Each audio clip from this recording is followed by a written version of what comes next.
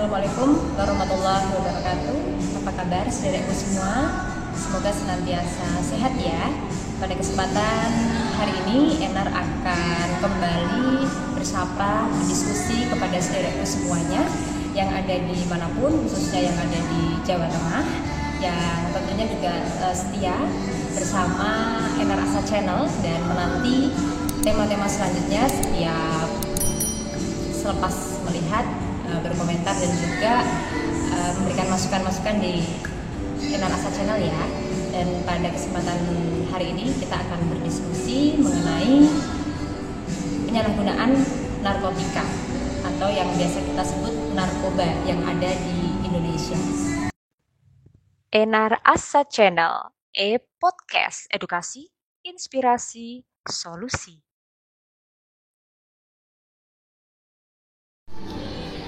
Ada yang tidak kalah bahayanya bahwa sebanyak 3,6 juta penduduk Indonesia ternyata adalah penyalahguna narkoba, dan setidak-tidaknya ada 2,3 juta pelajar yang ada di Indonesia juga menggunakan atau menyalahgunakan narkoba.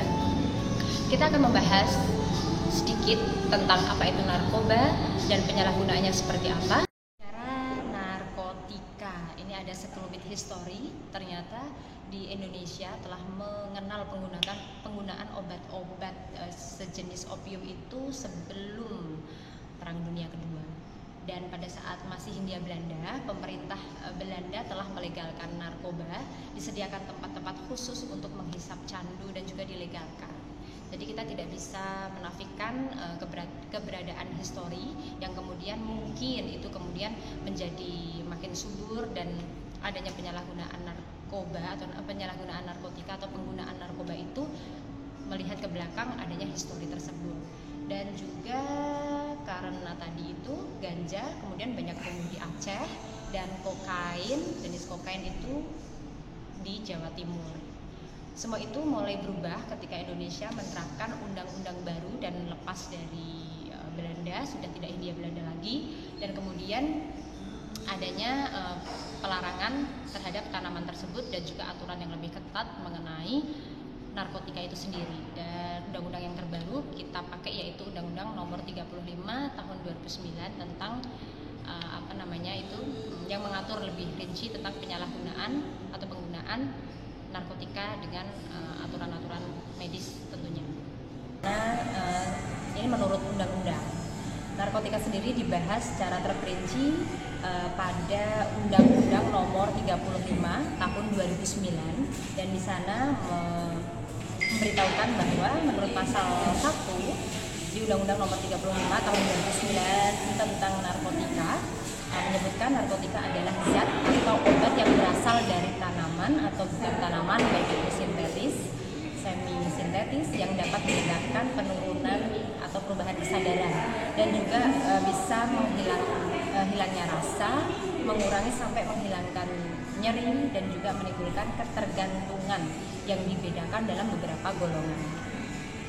Yang menjadi persoalannya adalah penyalahgunaannya ketika sebenarnya narkotika itu sendiri hadir untuk dipergunakan dalam dunia medis. Nah, nanti kita akan lebih jelas ketika memahami di golongan-golongan narkotika. Setidaknya ada tiga atau klasifikasi golongan narkotika, dan yang disalahgunakan oleh kebanyakan orang di Indonesia maupun dimanapun itu yaitu narkotika golongan pertama.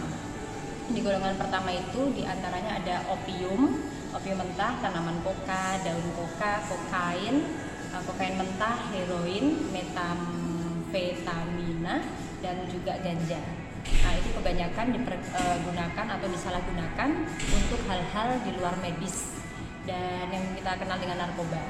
Kemudian di golongan kedua dan juga di golongan ketiga, di golongan kedua itu ada egonina, morfin, dan sebagainya. Kemudian di golongan ketiga ada etilmorfina, kodeina, dan sebagainya. Nah, nama-nama itu kita tidak asing karena kadang ketika saudara itu detail pada konsumsi obat tertentu, obat batuk misalnya, itu juga menggunakan salah satu dari golongan yang tadi Enar sebutkan, di antara golongan 3 ya, kurang lebihnya di golongan 3. Nah, yang kita akan bahas menjadi narkoba itu yaitu narkotika pada golongan pertama, yang ada opium, kemudian tadi ada kokain ya, kokain mentah, heroin, dan juga tanaman ganja.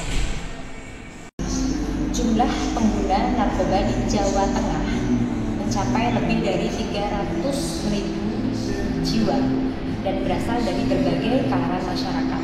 Berdasarkan data dari Badan Narkotika Nasional Provinsi Jawa Tengah di tahun 2019, pengguna paling banyak adalah kalangan pekerja, yaitu sebanyak 50,34%, disusul nomor 2 yang sangat ironis yaitu pelajar dan juga mahasiswa di persentase 27,32 dan juga pengangguran sebanyak 22,32%. Ada beberapa tempat di Jawa Tengah yang menjadi sarang ataupun target dari para pengedar yang merupakan jaringan peredaran barang haram dari internasional. Dengan dukungan modal yang besar, ini menjangkau banyak wilayah sampai ke pelosok daerah. Dan diantaranya yaitu Pemalang, Banyumas, Cilacap, Batam, Wonosobo, Magelang, Surakarta, Jepara, Sragen, dan juga kota Semarang.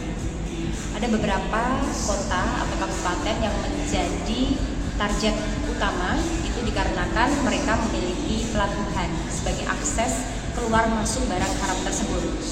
Seperti misalnya Kabupaten Jepara dan juga kota Semarang. Semua kalangan ternyata juga tidak luput dari ancaman penyalahgunaan narkoba.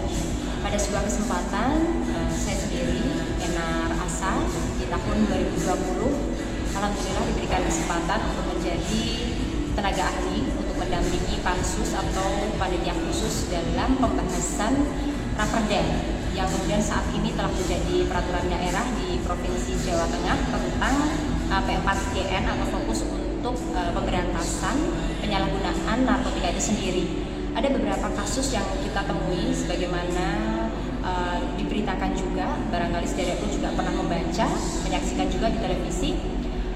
Mohon maaf, ternyata penjual seblak sekalipun, seblak makanan yang kita tahu dari Jawa Barat dan kemudian sudah menjadi memasyarakat ya saat ini, itu juga tak luput menjadi salah satu penyalahguna narkoba. Tadi Enar sudah sampaikan bahwa ada pengangguran, ada pelajar, ada pekerja, mohon maaf semua, bahkan dari oknum kepolisian atau pejabat berwenang dan kemudian pejabat di lingkungan ASN pun dari wirausaha, semua tidak menjadi alasan untuk memilih siapa yang harus menjadi korban dari kejahatan narkoba itu sendiri. Artinya kejahatan yang saya bilang adalah fenomena gunung es ini sangat berbahaya bagi kita semua, sehingga menjadi sebuah alasan yang kuat ketika kita saat ini diri kita sendiri untuk menggaransi diri kita, keluarga, dan orang-orang terdekat mengantisipasi hadirnya penyalahgunaan narkoba untuk kita sendiri. Fenomena yang ada di sekitar kita mengenai kenapa begitu mudahnya pelajar menjadi salah satu penyalahguna narkoba yang ada di Indonesia, karena mereka sendiri dengan mudahnya untuk mendapatkan barang haram itu. Tadi saya telah singgung di muka mengenai ada beberapa golongan, dan di antara golongan itu juga bisa didapatkan di apotik sebagai obat-obatan. Tanpa sebuah resep khusus kita bisa membeli, karena mohon maaf dari apoteker sendiri barangkali juga tidak tahu bahwa tujuan untuk membeli itu adalah disalahgunakan, karena itu kan masuk ke dalam obat-obatan yang saya pikir ke depan ini harus dipikirkan juga kepada pihak-pihak tertentu, khususnya dari tim medis atau mungkin pejabat terkait mengenai harus wajib hukumnya ada resep untuk membeli beberapa golongan obat yang menjadi golongan narkotika itu, sehingga tidak dengan mudahnya pelajar bisa mendapatkannya dengan membeli dengan uang yang mungkin uang saku mereka sudah bisa untuk membeli narkotika yang ada di jenis narkotika, salah satunya yang ada di apotek. Kemudian ada fenomena yang lain mengenai kita dengar ya adanya mabuk lem, kemudian mohon maaf ada mabuk jamur mushroom kalau nggak salah ya, yang ada di kotoran sapi. Nah, itu ternyata juga banyak dijumpai di, mohon maaf saya harus sebut karena ini juga telah seizin dari pejabatnya yang waktu itu kami telah diskus di sana, dan juga aktivis dari lembaga yang aktif concern untuk menangani penyalahgunaan narkotika yang ada di Kabupaten Jepara, bahwa pelajar yang di Kabupaten Jepara ternyata banyak yang kemudian beberapa di antaranya menggunakan lem, kemudian jamur yang tadi saya sebut, jamur, kalau mohon maaf kalau di Jawa Tengah itu jamur teletong ya, kotoran sapi, sebagai alternatif untuk membuat efek candu bagi dirinya sendiri. Nah, dalam yang tadi saya sampaikan, Undang-Undang Narkotika tahun 2009 nomor 35 yang kemudian di breakdown hingga menjadi perda di Jawa Tengah di akhir tahun 2020, menjadi sebuah kabar baik bagi kita semua, bahwa di situ akan fokus kepada pemberantasan penyalahgunaan narkotika itu sendiri. Sehingga ini adalah tanggung jawab moral baik itu kepada pemerintah, kepada pihak terkait, kepada para aktivis, kepada keluarga, kepada masyarakat, kepada pelajar, bahwa ini bukan persoalan yang sederhana. Ini persoalan yang luar biasa. Jika kita biarkan, bukan tidak mungkin anak-anak kita ataupun keluarga kita menjadi korban, dan bukan tidak mungkin pula diri kita sendiri. Maka dari itu, hal yang semacam ini harus kita sikapi secara sungguh-sungguh, dan kita sambut peraturan daerah yang ada di Jawa Tengah ini secara bersama-sama untuk fokus menangani persoalan narkoba. Karena Indonesia sudah darurat narkoba, maka kita harus sadar, tanggap untuk bisa hadir menyelesaikan persoalan yang ada di negeri ini. Dan akhirnya Enar Asa berpesan kepada kita semua, saudaraku, bahwa jangan sekali-kali mencoba narkoba, dan tentu kita harus melindungi orang-orang terdekat kita dari penyalahgunaan narkoba, karena narkoba adalah pembunuh yang nyata, membunuh sebelum diri ini benar-benar terbunuh, membunuh masa depan, membunuh karakter, membunuh mental, membunuh kehidupan. Jadi mohon kita semua untuk menjauhi narkoba, hidup sehat, bebas narkoba. Terima kasih saudaraku semua, dengan pembahasan yang mungkin cukup emosional, cukup serius pada kesempatan hari ini, karena Enar Asa ingin sekali mengajak saudara semua untuk sadar dan juga untuk menjauhi sesuatu hal yang sangat berbahaya bagi kehidupan kita semua.